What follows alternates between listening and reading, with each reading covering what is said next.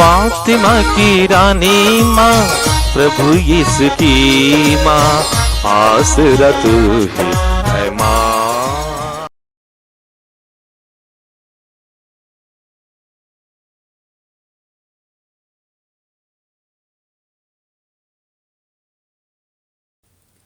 पहला पाठ प्रकाशना ग्रंथ अध्याय 14 पद संख्याएं 1 से 5 तक।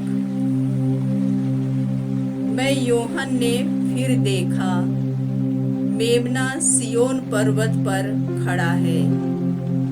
उसके साथ 1,44,000 व्यक्ति हैं, जिनके माथे पर उसका नाम और उसके पिता का नाम अंकित है। मैंने तेजी से बहती हुई नदियों की निनाद और घोर मेघ वर्जन की सी आवाज स्वर्ग से आती हुई सुनी। मैं जो आवाज सुन रहा था वह वीणा बजाने वालों की सी आवाज थी। वे सिंहासन और 4 प्राणियों एवं वयोवृद्धों के सामने एक नया गीत गा रहे थे। उन 1,44,000 व्यक्तियों के सिवा, जिनको पृथ्वी पर से खरीद लिया गया था, और कोई वह गीत नहीं सीख सकता था। मेमना जहाँ कहीं भी जाता है, ये उसके साथ चलते हैं। ईश्वर और मेमने के लिए प्रथम फल के रूप में इन्हें मनुष्यों में से खरीदा गया है। इनके मुख में झूठ नहीं पाया गया, ये अनिंद्य है। प्रभु की वाणी। भजन अनुवाक्य। हे प्रभु, जो लोग तेरे दर्शन के लिए तरसते हैं, वे ऐसे ही हैं। हे प्रभु, जो लोग तेरे दर्शन के लिए तरसते हैं, वे ऐसे ही हैं। पृथ्वी और जो कुछ उसमें है, संसार और उसके निवासी, यह सब प्रभु का है, क्योंकि उसी ने समुद्र पर उसकी नींव डाली है। प्रभु ने जल पर उसे स्थापित किया है। अनुवाक्य। हे प्रभु, जो लोग तेरे दर्शन के लिए तरसते हैं, वे ऐसे ही हैं। हे प्रभु, जो लोग तेरे दर्शन के लिए तरसते हैं, वे ऐसे ही हैं। प्रभु के पर्वत पर कौन चढ़ेगा?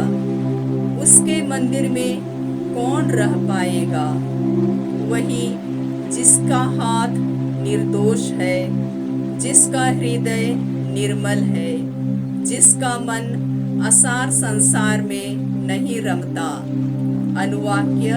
हे प्रभु, जो लोग तेरे दर्शन के लिए तरसते हैं, वे ऐसे ही हैं। हे प्रभु, जो लोग तेरे दर्शन के लिए तरसते हैं, वे ऐसे ही हैं।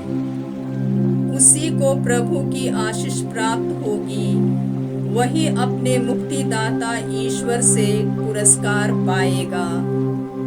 वह उन लोगों के सदृश है जो प्रभु की खोज में लगे रहते हैं, जो याकूब के ईश्वर के दर्शनों के लिए तरसते हैं। अनुवाक्य। हे प्रभु, जो लोग तेरे दर्शन के लिए तरसते हैं, वे ऐसे ही हैं।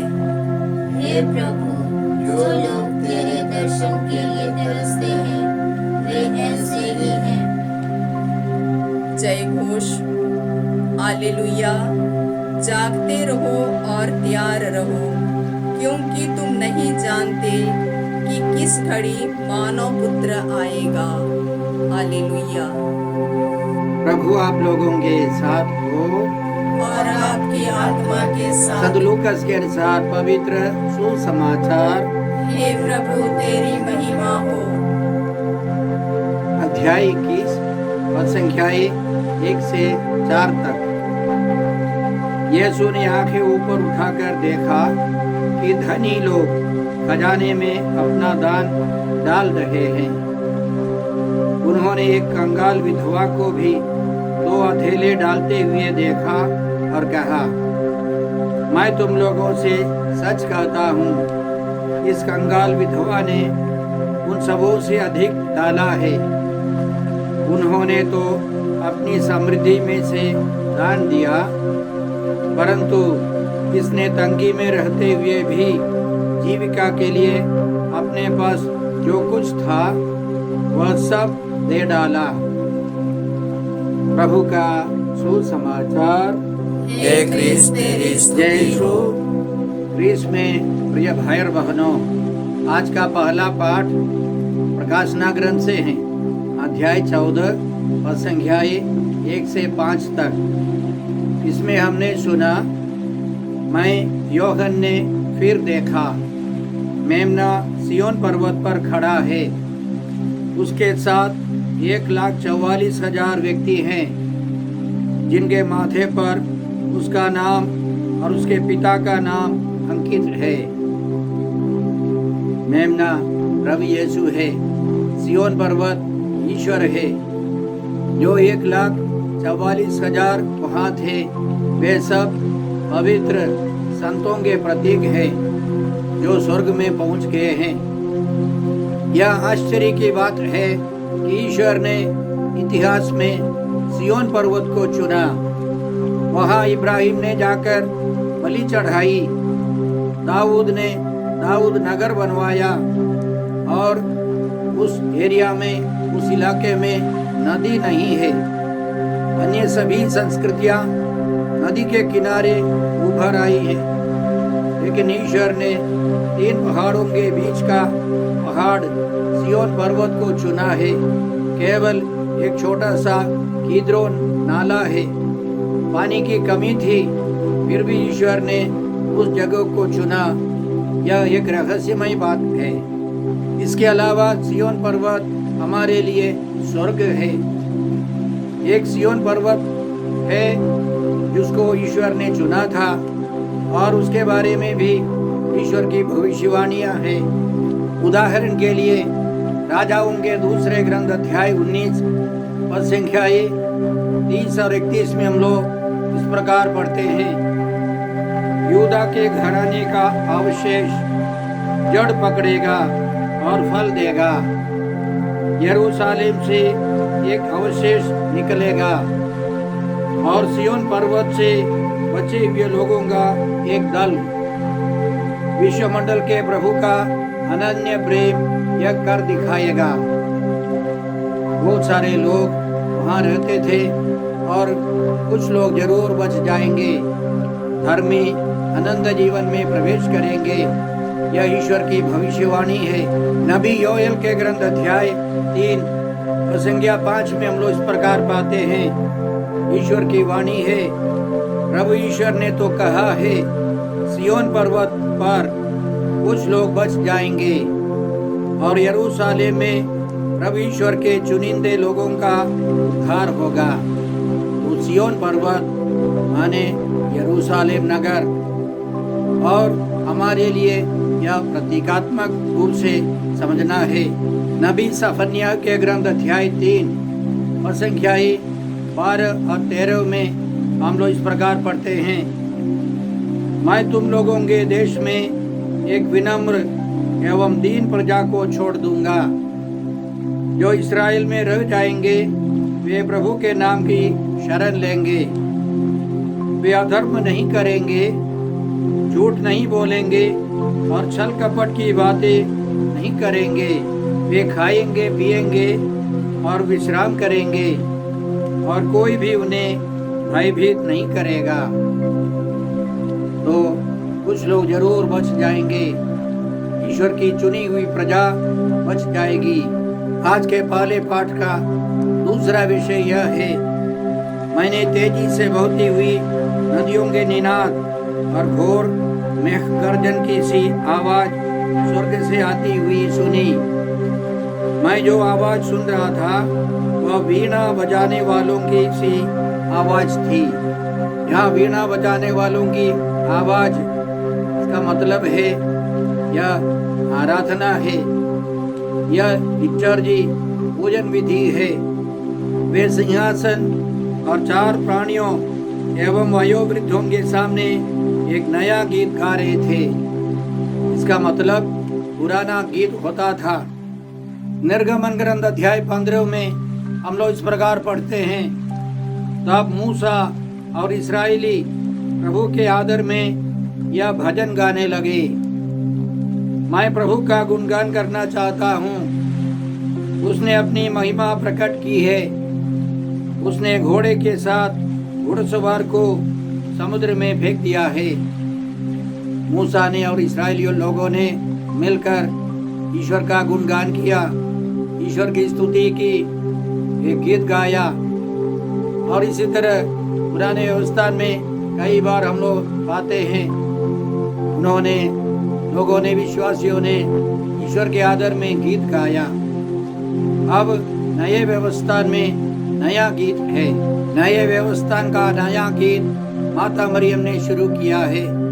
संत लूकास के सुसमाचार अध्याय 1:46 से हम यह पाते हैं, तब मरियम बोल उठी, मेरी आत्मा प्रभु का गुणगान करती है, मेरा मन अपने मुक्तिदाता ईश्वर में आनंद मनाता है, क्योंकि ईश्वर ने हमारी सुध ली है, अपने पुत्र को भेजा है। हमारी मुक्ति के लिए ईश्वर ने अपने इकलौते पुत्र को भेजा है। आज के पहले पाठ का अंतिम विषय यह है, मेमना जहाँ कहीं भी जाता है ये उसके साथ चलते हैं। 1,44,000 व्यक्ति मेमने के पीछे पीछे चलते हैं। ईश्वर और मेमने के लिए प्रथम फल के रूप में इन्हें मनुष्यों में से खरीदा गया है। इनके मुख में झूठ नहीं पाया गया। ये अनिंद्य हैं।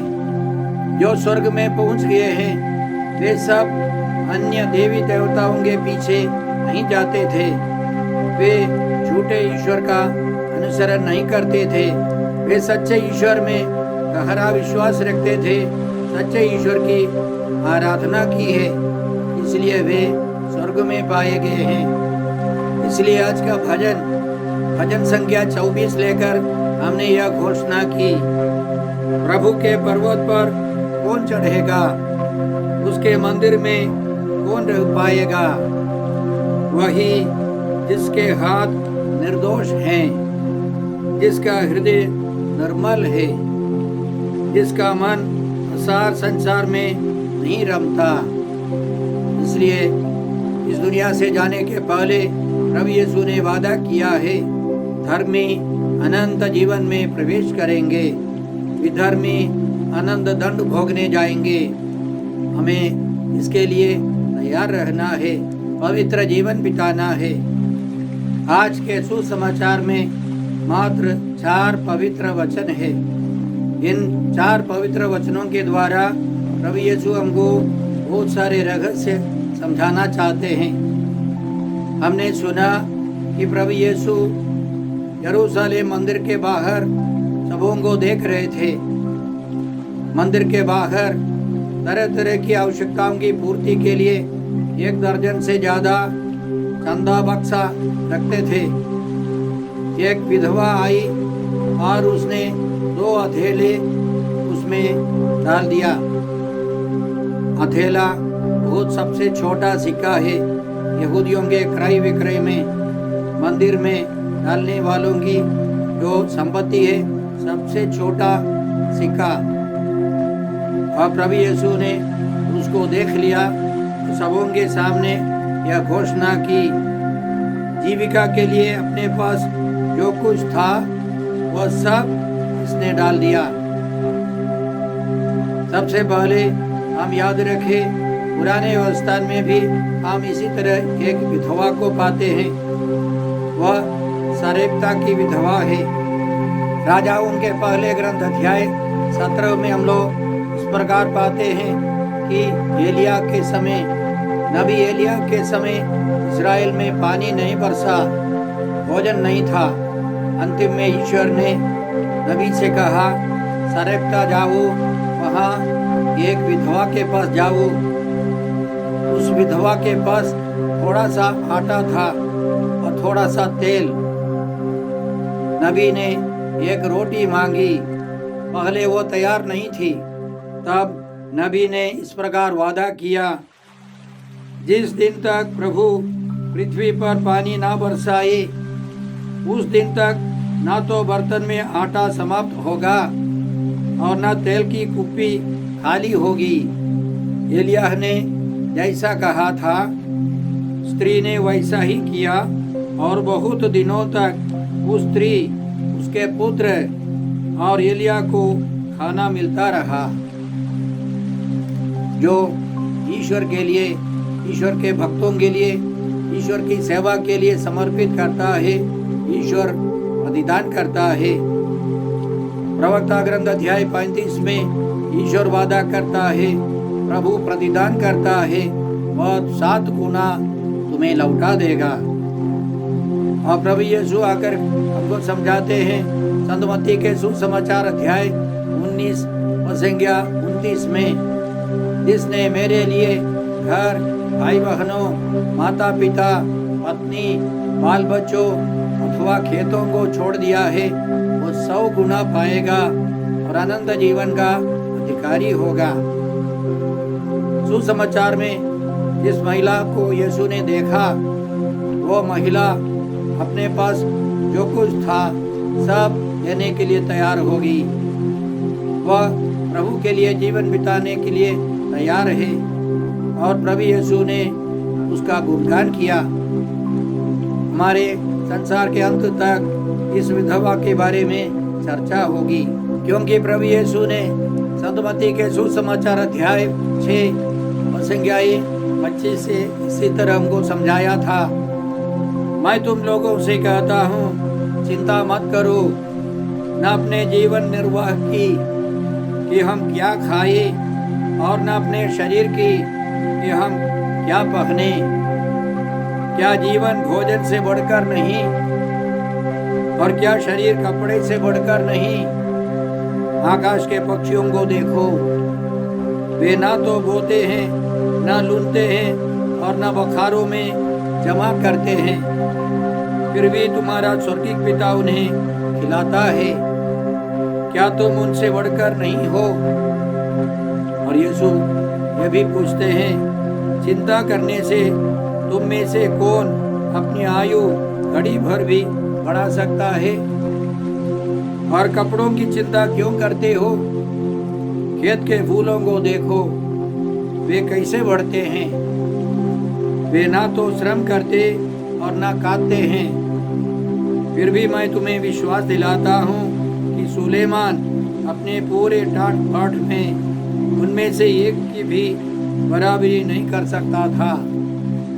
और अंत में यीशु यह हमको समझाते हैं, तुम सबसे पहले ईश्वर के राज्य और उसकी धार्मिकता की खोज में लगे रहो, और ये सब चीजें तुम्हें यूं ही मिल जाएंगी।